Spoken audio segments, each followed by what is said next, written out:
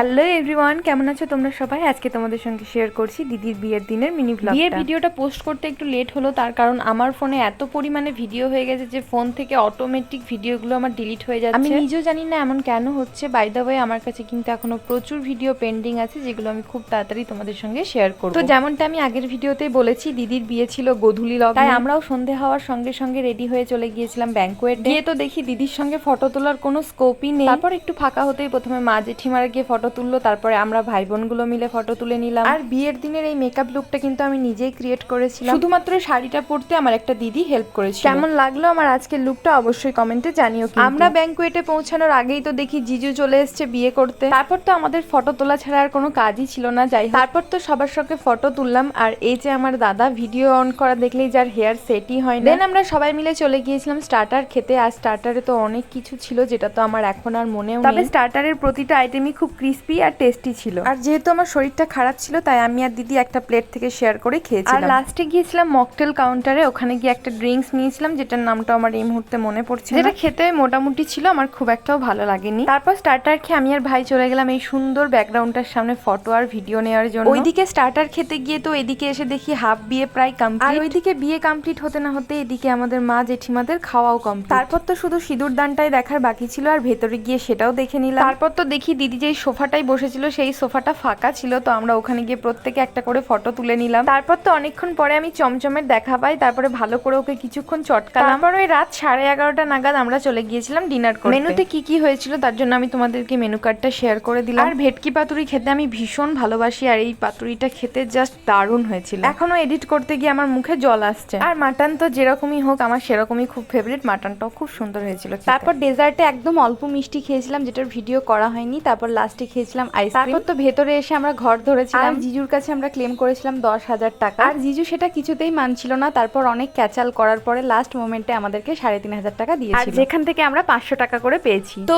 এই ছিল বিয়ের দিনের ব্লগ। দেখা হচ্ছে রিসেপশনের ব্লগে। চ্যানেলটা সাবস্ক্রাইব করে রাখো। Till then, by.